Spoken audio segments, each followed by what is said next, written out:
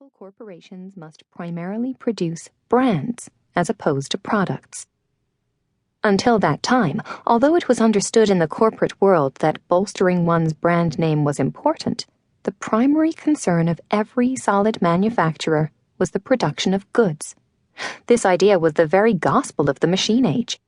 An editorial that appeared in Fortune magazine in 1938, for instance, argued that the reason the American economy had yet to recover from the Depression was that America had lost sight of the importance of making things.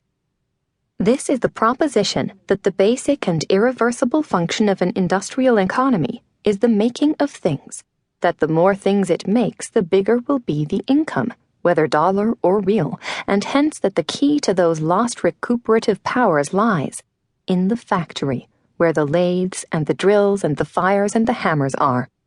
It is in the factory and on the land and under the land that purchasing power originates. And for the longest time, the making of things remained, at least in principle, the heart of all industrialized economies. But by the 80s, pushed along by that decade's recession, some of the most powerful manufacturers in the world had begun to falter. A consensus emerged that corporations were bloated, oversized, they owned too much, employed too many people, and were weighed down with too many things. The very process of producing, running one's own factories, being responsible for tens of thousands of full-time permanent employees, began to look less like the route to success and more like a clunky liability. At around this same time, a new kind of corporation began to rival the traditional all-American manufacturers for market share. These were the Nikes and Microsofts, and later the Tommy Hilfigers and Intels. These pioneers made the bold claim that producing goods was only an incidental part of their operations, and that thanks to recent victories in trade liberalization and labor law reform, they were able to have their products made for them by contractors, many of them overseas. What these companies produced primarily were not things, they said, but images of their brands. Their real work lay not in manufacturing, but in marketing. This formula, needless to say, has proved enormously profitable, and its success has companies competing in a race toward weightlessness. Whoever owns the least, has the fewest employees on the payroll, and produces the most powerful images, as opposed to products, wins the race. And so, the wave of mergers in the corporate world over the last few years is a deceptive phenomenon.